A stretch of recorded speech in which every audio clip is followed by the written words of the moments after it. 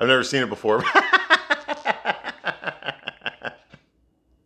I have never seen this movie before. How you like them apples? I know. This movie's like 30 years old, and I've never seen it before. Yeah, this is my first time watching it. I still haven't finished watching it. Okay, I'm still watching it right now. Oh, but I heard about it. Oh yeah, I heard about it. Oh, lots of women talked about this fucking movie. How great, how revelate. It's a feminist icon movie.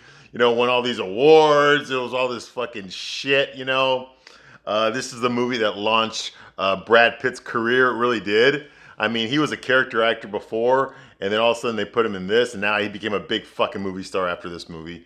So yeah, yeah, and I never seen it before. Now, some of you are gonna ask me like, why haven't you watched this movie before? You say you talk about how you watch lots of movies, including chick movies. Like, why haven't you watched this movie before? Well, there's two reasons why I have never watched this movie, and I'll explain it to you real quickly. Number one, because I have a fucking penis, and number two, because I'm not gay. All right, that's why I never watched this movie before. Okay, but I am watching it for you, and I'm going to give you my straight man's point of view. And I got to be honest with you, I'm a little excited about it. I really am. I've been anticipating this because I know how much this fucking movie means to you out there, you ladies out there. I fucking know. I can't tell you how many girlfriends have fucking told me about this movie. My mom watched, my aunts, my nieces, cousins, they've all seen this fucking movie except for me, okay? My grandma saw this movie, all right? Oh my fucking God, my sister-in-law loves this movie. I mean, I get it. I get it. Y'all, this is your Rocky. Okay, I get it, all right? But I'm gonna give you the truth. Okay. You might not like all of it, okay? But I'm gonna give you a straight man's point of view because that's what I do here, okay? Welcome to Diego. Diego knows, by the way. My name is Diego, okay? Of course I am. And what I do here is I give you a straight man's point of view on chick flicks, okay? Now I am already world famous because I reviewed every single episode of Sex and the City. Yes, I did. Yes, I did. Okay, every episode I reviewed both movies and I reviewed that piece of shit and Just Like Crap show, which unfortunately they're gonna renew. David Zaslav, come on, man, get your fucking ass all over that. You gotta cancel that shit right now, man.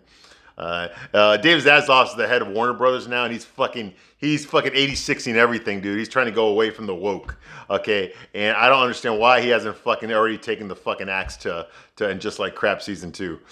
He canceled Batgirl. That movie, and that movie is 90% done. They already spent fucking $90 million on it, okay? And he fucking axed it. It's never gonna be seen. Well, it's a tax write-off now. But anyway, we're not talking about that though. We're talking about Thelma and Louise. Yes, Thelma and Louise. Okay. Yes, now I decided because I just reviewed A League of Their Own, I kind of got into the whole Gina Davis thing again. I like Gina. I was never like in love with her. She was never like in my top 5 or nothing. But I had a lot of respect for her as an actress. I grew up with Gina Davis. Okay, I remember her from like the Facts of Life episode. Okay, remember that where Michael J. Fox or Alex P. Keaton? Remember they hired her as a fucking I guess as a maid for the house, even though she had no experience. She was just a pretty girl that all the boys were hitting on. I know she had a sitcom in the 80s. I never watched it. It lasted like 10 episodes and they canceled it. She's dated a lot of famous people. She dated Jeff Goldblum, her co-star from The Fly. They were together for a while. He cheated on her. She married a director named Rennie Harlan. Okay, who I remember him from fucking, I know, I'm going to say Die Hard 2. Well, that's true, but no, I actually remember him from Nightmare on Elm Street Part 4. He directed that. Yeah. Okay. Yeah. He also did Die Hard 2, and he did. Did he do this movie? No, he didn't do this movie. But he did a lot. He did Cutthroat Island. Unfortunately, that was the one that fucking torpedoed his career because he started his wife Gina Davis in that. He's an incurable alcoholic, and he got shit-faced drunk throughout the production of that movie. That movie lost so much money that Caraco Pictures, who financed that entire movie, went bankrupt.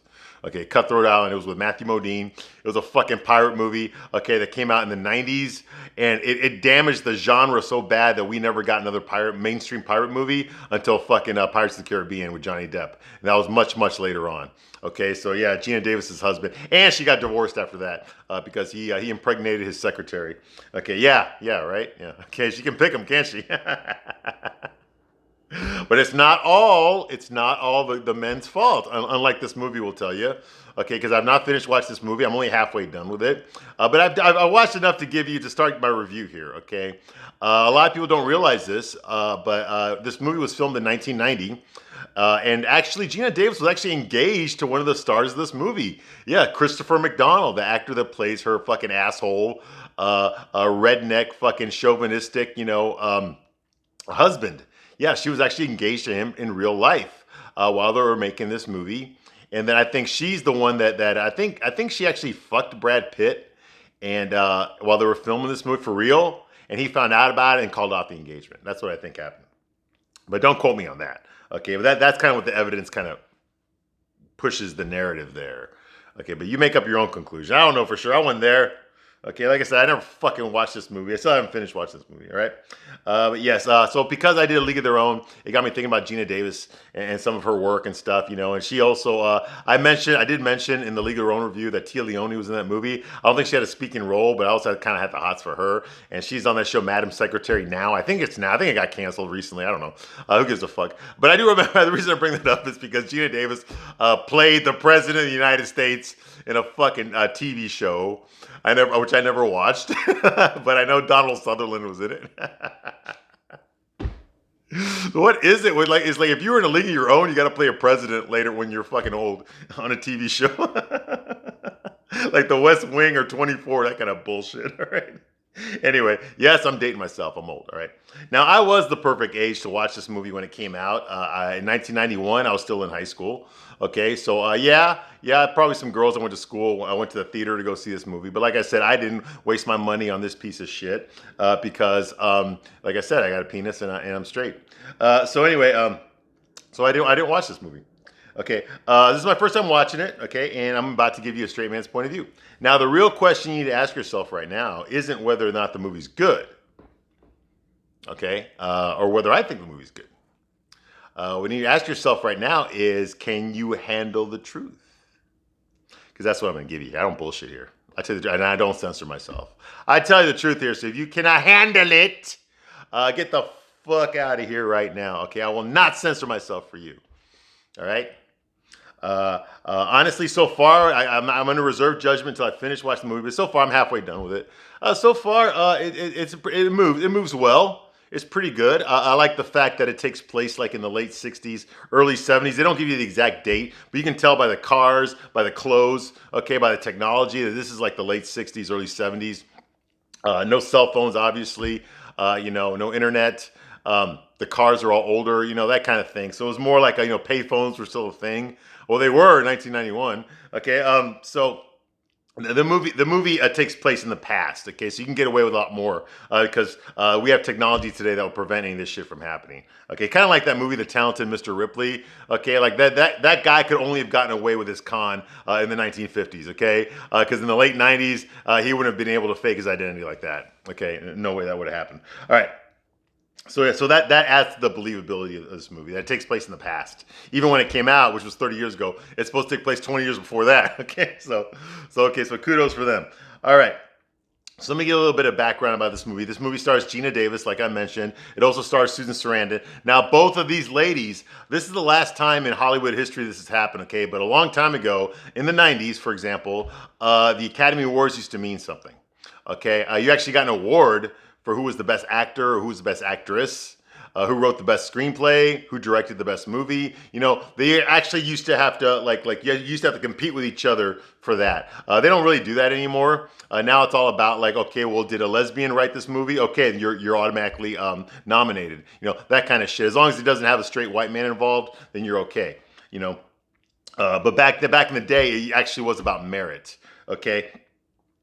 So this movie was the last time in Hollywood history that two actresses, Susan Sarandon and Gina Davis were both nominated for Best Actress for the same fucking movie. Okay, this is the last time it happened. I think it's happened sooner than that for men, although I cannot think of the movie where that happened. But this is the last time that two women were both nominated for Best Actress for the same fucking movie. Okay, that just like almost never happens. Okay, but it happened here. I think the last time it might have happened before that was All About Eve. Okay, with Betty Davis and I think Joan Fontaine both got nominated at this for Best Actor at the same time. And on The Godfather, yeah, The Godfather, I think Al Pacino and Marlon Brando were both, or something, or maybe he got relegated. I don't remember. Who gives a shit? The point is that's the last time it happened. Okay. So yeah, Susan Sarandon. Okay, like I said, mentioned earlier, this was the movie that first introduced Brad Pitt to the mainstream. He'd already been around. Okay, like I remember him from fucking. He was in an episode of Growing Pains. Okay, and I remember him from an episode of Head of the Class. Yes, I watched that show. I love that fucking show. I was age appropriate for both those shows. Okay, I watched a lot of fucking TV. What else was I gonna do? Okay, and I remember, and I also remember Brad Pitt from Nightmare on Elm Street, the TV show. I got that episode on VHS. Yeah, well, I recorded it, but I still saved it. I got that episode right now. I can watch it right now.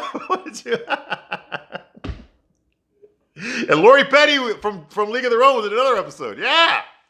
Talking about back in the day. Okay, yeah. So I remember him. I remember this fucktard. He did some fucking potato chip commercials back in the day, too. Now, he actually did star in a movie, but he wasn't like the main star. He was one of the supporting characters before this. Okay, and that movie, which we all know, is called Cool World. Okay, which was a Ralph Bakshi movie. Now, Ralph Bakshi was this animator, but he was kind of like he was a beatnik animator back in the 60s, okay? So he was smoking weed, you know, going to fucking cafes and reading poetry and wearing black turtlenecks and fucking berets, okay? Yes, that's the kind of person Ralph Bakshi was. He fucked a lot of women and did a lot of fucking drugs. He also did some cartoons, some very risque cartoons. He tried to do the whole fucking Canadian fucking cheap system. He did the, he did Red Rocket Robin Hood or say. I think he worked for Disney for a little while. He got fired. He did the Spider-Man cartoons, seasons 2 and 3 of the 1960s Spider-Man cartoon. And then he went off and did his own thing. He actually did a Lord of the Rings movie way before Peter Jackson. I saw that piece of shit when I was a little kid. It gave me fucking nightmares because he used rotoscoping. He traced like human beings walking and then animated that. It looked weird as fuck. But he did a fucking a Lord of the Rings cartoon back in the late 70s. My mom took me and my brothers to go fucking see it and it gave me fucking nightmares. Yeah, way before Peter Jackson. And he also was famous for doing Fritz the Cat, which was the first X-rated cartoon movie ever made. Okay, yeah, it's on Amazon Prime, but I haven't seen it yet. Anyway, so I remember Ralph Bakshi, and then he did a whole bunch of other fucking movies in the late 70s, early 80s. He did a movie that I thought was one of the best movies I've ever seen, American Pop. If you've not seen that animated movie, watch it. It's so fucking good. It's an adult movie, okay, American Pop. I mean, I watched it with my son, and I remember that when I was a kid. And I still watch it. You know, I own that movie now. Okay, he did a lot of cartoonish movies, you know, stuff. But they were more like geared for adults. They had sex and drugs in there in these cartoons. He was like the guy leading the charge for that. Okay, and then he kind of fell all out of the industry. He became like he couldn't raise any more money. Nobody would give him money to make any more movies. But then someone threw him a bone in 1989, and he did Cool World. Okay, so he did Cool. I think that was the last movie I remember him doing. And that movie starred Kim Basinger, who was hot back then because the year earlier she had done Batman, okay, with Michael Keaton and Jack Nicholson. And she was fucking Prince and Jack Nicholson and Joe, and the fucking producer or whatever, John Peters. Yeah, she was fucking all of them back then.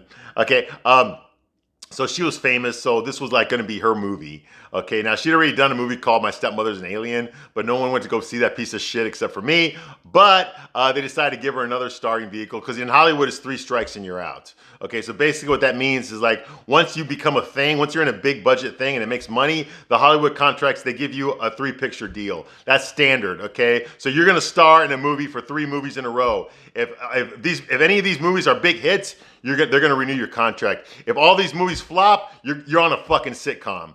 Okay, or you're on doing theater now, or that kind of shit. Okay, that's basically what happens. Okay, there was no Dancing with the Stars to go to when your career went to shit. All right, or no reality shows.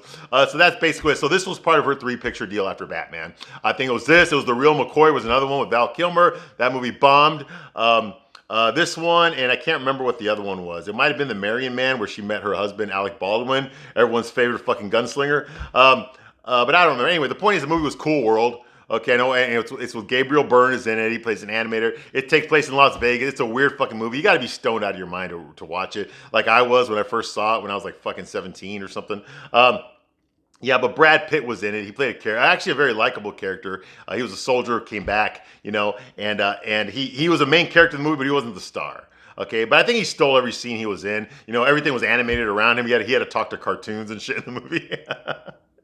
All right, so that was it. Okay, and he done some other things, but this was like the movie that fucking put him on the path to A-list status, which he still enjoys today. Okay, which he still enjoys today. Okay, was Brad Pitt as the character of JD. All right. Harvey Keitel is in this movie as well. Now, Harvey Keitel is kind of weird because he's been around forever. He's been acting for a very, very long time. I've watched a lot of movies, but our paths never crossed. All the movies that he starred in back in the day, I'd never seen. I didn't watch him until I was an adult, and by that time, I already knew who he was. I think in the back of my mind, I knew he was in this movie. But like I said, I've never seen this movie before. So what the fuck? So I didn't know he was in it until I started watching it. But Harvey Keitel, I think the first time I remember him was when I saw Pulp Fiction. And then I looked him up and I found, oh wait, no, he was in Taxi Driver. He was Jodie Foster's pimp in Taxi Driver. Okay, so I have seen him before. That kind of thing, Apparently, he got hired to play Captain Willard in Apocalypse Now, and Francis Ford Coppola did not like him. He fired him and replaced him with Martin Sheen. So else he would have starred in Apocalypse Now. That would have been his movie, but it didn't happen. But he's done a lot of stuff. I just didn't see. I didn't see fucking Bad Lieutenant. I never saw that movie. I did see From Dusk Till Dawn, and I recognized him again there. I know Quentin Tarantino loves him. I think the first time I really took Harvey Keitel seriously is when I saw Reservoir Dogs. And after I saw Pulp Fiction for the first time, I became a big fan of Harvey Keitel. And so I started like trying to find movies that he was in. And then I stumbled across Reservoir Dogs, and I fucking love that movie. But I did not watch it when it first came out. But of course, he was in that. So now I know who he is. Okay, he's a good actor, and he does well so far from what I've seen. Another Quentin Tarantino alumni is in this movie, Michael Madison. Okay, Michael Madison is a great actor. He's very underused. Now I know he's been through a lot of divorces. He's got a lot of kids, and he stars in all these fucking piece of shit B movies now because he's got so many alimony and child support payments that he has to work. He'll take whatever he can get to pay off his debt. And I kind of feel bad for him. But when he first came out, I thought he was great. He does excellent as a bad guy. You put him as a bad guy, he's incredible. Even in the Kill Bill series, where he played Kill Bill's brother, he was great in that. I love the part where he's in the titty bar and the fucking and the dancer tells him, "Hey, you need to go in the fucking bathroom." And someone plugged up the toilet. There's shit all over the floor. Go in there and clean it up. And he's like. Because he's an assassin, remember? He's just pretending to be a mild-mannered bouncer. He's really a fucking, I'll kill you, a fucking assassin. He's just like, okay. Talk about being nerfed, okay? And of course, his most famous role, I mean, he's done other things like Species and shit, but his most famous role, in my opinion, his best role ever, and I think everybody will agree with me, was in Reservoir Dogs as Mr. Blonde. He played... I think he played Tony Vega, which is Vincent Vega, John Travolta's character's brother, the psychopath. Yes, psychopath. Okay, we all know that what he did to that cop during that song, Stuck in the Middle with You. We all know that scene. He's a fucking psychopath in that movie. He's an incredible actor, and I'm glad that he's in this movie. I did not expect to see him in this movie, but once he showed up, oh, it's Michael Madison. Okay, yeah, good. Now I know. At least we got some good actors in here. So that was cool. I already mentioned Christopher McDonald. Okay, that was actually Gina Davis's fiance when they started filming this movie, and then they split up after they were done filming this movie. I wonder why. I think it might have been, someone slipping the Interview with a Vampire, if you know what I mean, into fucking Stuart Little's box. That's what I think. Okay, but who knows? We'll never know. Okay. But yeah, so Christopher McDonald, like I said, he's in this. Like, I've seen him in other shit before. I remember him in an old movie from the 80s called The Boys Next Door. It's about these two teenage boys who go on a killing spree. Maxwell Caulfield, who everyone remembers from Grease 2. What a great movie that was, right? Remember, I love you. I won't be far away. Yeah, I remember you singing that to fucking... to Michelle Pfeiffer.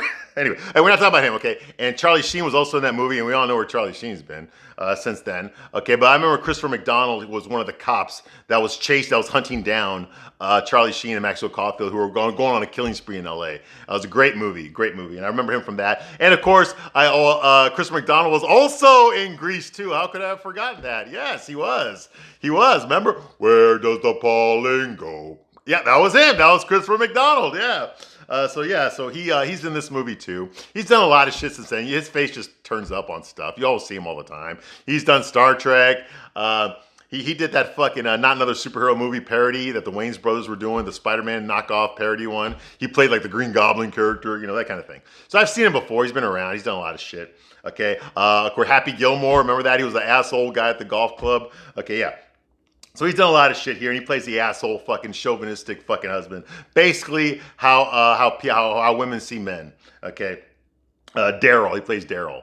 Okay, Thelma's husband. All right, and now this movie was directed by Ridley Scott, the famous Ridley Scott. I could not believe that until I saw it in the credit. I had to rewind that. Who directed this? Ridley Scott directed a chick flick? Well, apparently he's done it before. He did G.I. Jane, and that was a piece of shit. I'll do a whole other fucking video on that. I saw that. Let me just set the scene here, okay? I saw that on the base theater of Camp Lejeune with a shitload of fucking Marines, okay? Not one woman in the fucking audience. I saw G.I. Jane. That piece of fucking shit. You have no idea how we felt watching that piece of fucking shit, and I'm going to do a video on that later. Anyway, but yeah, he directed G.I. Jane. Recently he directed The House of Gucci. Yeah, did you see that? Lady Kaka. Yeah, I don't fucking like her. He did the Blade Runner movies, both of them, the new one and the old one. He also did the Alien franchise. He did the first Alien movie, and then he did those fucking Prometheus spin-off movies as well that sucked. He did Gladiator, which I loved. I loved that movie, Gladiator. That was fucking awesome. Russell Crowe, Joaquin Phoenix, that one. Okay, he did The Last Duel, which I saw a few months ago recently. That's the one where with what's his name? Why the fuck can't I remember his name? Matt Damon and what's his name? Fucking Kylo Ren from fucking the new Star Wars piece of shit franchise. Yeah, where they rape the girl and Ben Affleck is in it. He plays the prince. That kind of bullshit. Yeah. Adam Driver. Yeah, Adam Driver and Fuckstick there. Okay, yeah. So there's that. Matt Damon and Adam Driver, yeah. So they're there. Okay, that movie, fucking, the girl gets raped, and you see it from all the different points of view. I thought it was an okay movie. I don't think it was that great. The Martian, another one with Matt Damon. He did that one. He did Black Hawk Down, which I fucking saw that too. Okay, I saw that when it first came out as well. Brought back a lot of memories. I was never there in Somalia, but I remember when that happened. Okay, he did Hannibal, which is a sequel to Silence of the Lambs. He did The Counselor, which, you want to talk about a cash grab movie. Holy fucking shit. I mean, you want to talk about fucking Oscar bait movie. Holy fucking shit, my God. The acting in that movie was like this. You know what we have to do. Yeah, that's Ridley Scott's directing, okay? Everyone's fucking going for a fucking Academy Award in that movie. Okay, Legend, the one with Tom Cruise. And they had the big demon with the fucking horns, Tim Curry. And I think Jennifer Connelly was in that too. He did that. Black Rain with Michael Douglas. 1492, that other fucking Christopher Columbus fucking movie with Gerard Depardieu, because nothing says, an Italian fucking / Spanish guy like a French guy. Okay, and of course the new Murder on the Orient Express movies. The ones with fucking Hercule Poirot.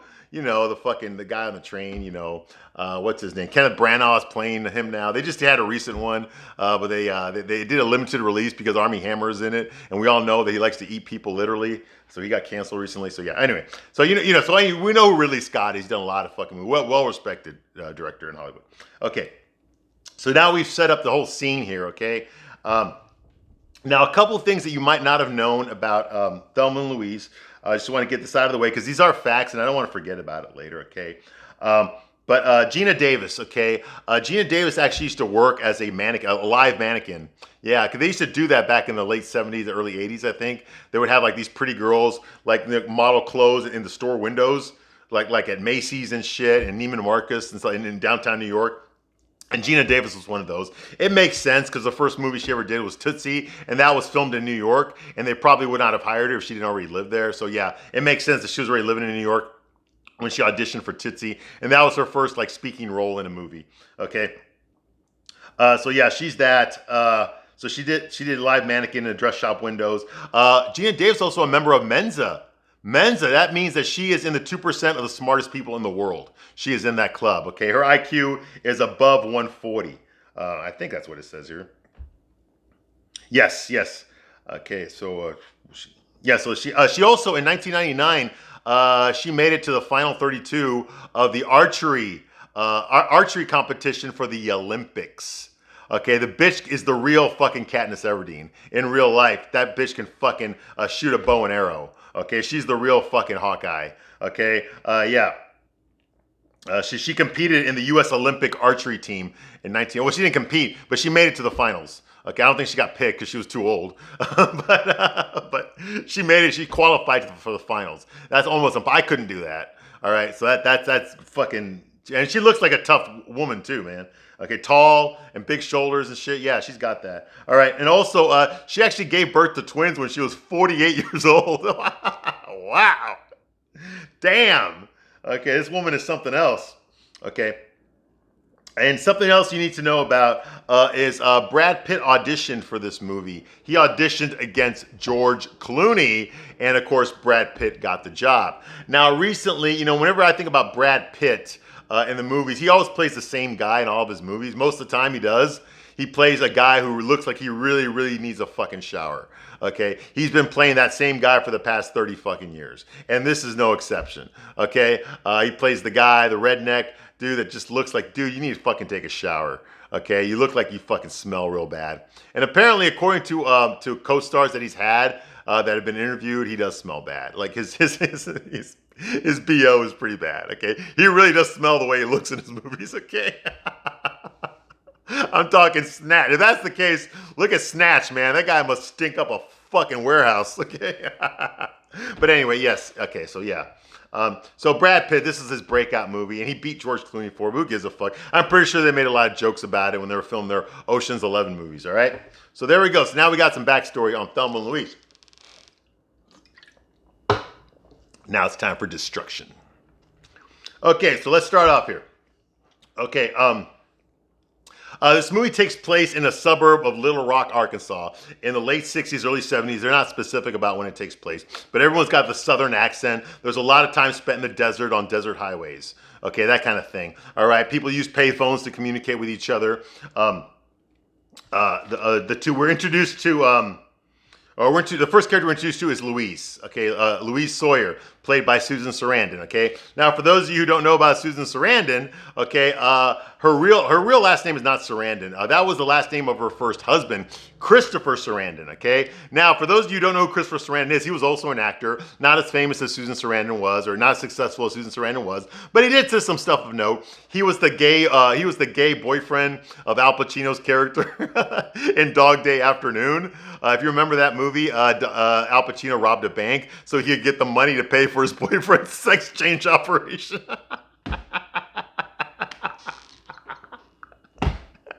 Yes, the whole fucking trans thing was going on back then too. Well, Chris Sarandon played the boyfriend that wanted to get a sex change. Oh my god! And Dog Day Afternoon was based on a real life was based on a true story. And the guy actually, Al Pacino's character in real life, he did get beat up in prison for this. and his gay boyfriend did have a sex change and then married somebody else. Okay, anyway, but we're not talking about that movie though. We're not talking about that movie. Okay, but anyway. Okay, but he's actually more famous for playing Jerry Dandridge, the vampire from Fright Night. Did you know that?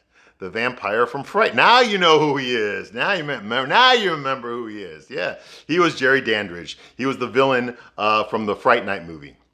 The first one, the original one. Although he did star in the Colin Farrell remake, he did have a cameo in that. He played the driver that gets out of the car and gets killed by Colin Farrell. Gets killed by his own fucking character from the original movie. Yeah. So he had a cameo in that, and he was in a Tales from the Crypt movie. I think Bordello of Blood. He had a small role in that as a preacher, whatever. But yes, that's Chris Sarandon. Okay, Chris Sarandon. Okay, when they divorced because Susan Sarandon realized that she could get more acting roles by fucking directors and producers than she could by fucking her husband. So she started cheating on him, and yeah, remember Rocky Horror? Remember, yeah. Okay, she started cheating on him and they divorced, but she kept his name because she originally got her first roles like Rocky Horror Picture Show using his last name, and she didn't want to change her name and use her real name. I don't remember what it really is, okay? Because she figured she can get more work using his name than her own name, so she kept his name even though they got divorced, okay? Yeah, she's one of those. All right, so that's Susan Sarandon, okay? So we get introduced to her, Louise Story. She works as a waitress at a diner, okay? Which is weird because Harvey Keitel was in the Alice movie, okay? And in that one, the main character Alex also was a waitress that worked in a diner, and that's what they based the TV show off of. Did you know that? No, you didn't. Okay, who gives a shit, right? So anyway, so she's there. She's working at a diner. Okay, she's a waitress there. She's actually lectures some teenage girls about the dangers of smoking cigarettes. They're too young to be smoking, And then she goes back in the kitchen and starts fucking smoking at work too. I guess that was allowed back then. I don't fucking know. Okay, but she's very excited about going away for the weekend. She's gonna go. Her and her best friend Thelma are supposed to go on a trip to some fucking cabin, some fishing cabin. What the fuck? What the fuck is a fishing cabin? But they're going out in the fucking woods to go stay at a cabin and go fishing, even though they've both never been fishing before.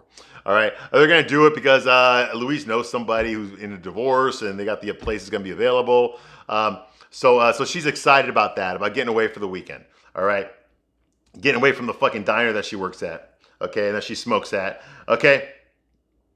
Then we're introduced to Thelma. Thelma is a housewife. Okay, she lives in this ransacked fucking house. Even though she's a housewife, which means she doesn't work a job. Okay, the house still looks like shit. Okay, sorry, I'm calling it out. What the fuck are you doing all day, Thelma? Okay, what are you doing all day? You're not cleaning the house. Okay, anyway. Hey, I call it like I see it. All right. So of course her husband is this big fucking asshole named Daryl. Okay, and he treats her like shit. She offers him some coffee, and he fucking refuses it. He's always disappearing, and what he means by that, he's like, "Hey, listen, I'm gonna be home late at work, and I probably won't be back until real late." And she's like, "But you sell carpet? Like who the hell's buying carpet Friday night? Who's gonna be buying carpet on Friday night, late at Friday night?" He's like, "Well, maybe that's the reason you're not the regional manager, and I am." That kind of thing, he's like putting her in her place. He's this big asshole. We've all seen this guy before. He shows up in every fucking chick flick. He's the asshole husband or the asshole boyfriend, the one you cannot sympathize with, the one that fucking treats his wife totally like fucking shit, thereby making us feel sorry for the wife. Okay, because she has nothing to do with it. Now, I'm not excusing his behavior, okay, but we're already starting a trend here on the type of men that you're going to see in this fucking movie, okay? These are the men they're going to present you with, okay? They're not going to give you any fucking decent men, okay? Because that would mean that not all men are assholes, and if not all men are assholes, then the women don't have the right to do what they're going to do for the rest of the movie, okay? So they're already starting it off here, okay? Men are all pieces of shit, which unfortunately is still going on today. Men are still being portrayed as pieces of fucking shit, all right? Unless they're fucking hot and the girl is horny, then they're okay, okay? But even then, after they finish fucking, then they're back to being pieces of shit again, all right? Okay, so that's going on here. Okay, I'm going to say it right now. Okay, they're basically the equivalent of white trash. Okay, is what they are. They're rednecks. Okay, this is also Hollywood's idea of what they think Republicans are. The Republicans are all like this. Okay, they're all a bunch of God-fearing, fucking rednecks, inbred, country western listening motherfuckers. Okay, that's what Hollywood tends to think about Republicans. All right, and so they have no problem showing this in a fucking movie because they think that's who you all are. All right, unfortunately, it has not gotten better. Okay, conservative families are not depicted in a positive light even today. They're made fun of. They're ridiculed. Okay. They're looked down upon. okay, by the elites in Hollywood and the elites that make these movies and these TV shows, all right? And unfortunately, what was going on back then is still going on right now. Because I guarantee you, nobody involved in making this movie grew up in a fucking trailer park in Arkansas. Not one fucking person who made this movie, was involved in creating this movie, okay, knows what it's like to grow up country, to grow up as a redneck, all right? That's not something to be ashamed of, something to be fucking proud of, all right? Oh my God, some God-fearing fucking Christian people, dude. I'm not even Christian myself, but at least I got respect for them and their way of life, you know? So, yeah. So basically, this is a parody of what they think conservatives are. Okay, even back then, even back in 1991.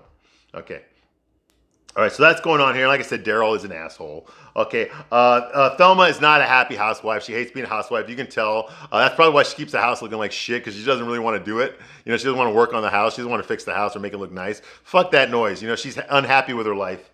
Okay, and of course, Daryl is too fucking, he's too much of a fucking conceited, chauvinistic asshole to fucking realize that his wife is not happy. He can't figure that out on his own. Okay, she would have to hit him over the head with a fucking baseball bat before he realizes that she's not happy being married to him. Okay, he can't see that, he can't sense that, he has no idea. Okay, he thinks his wife is as happy as fuck when he treats her like shit. Okay, because he has no awareness of that. Okay, once again, this is what they think men are. Okay, Thelma's not happy, not a happy housewife. Okay.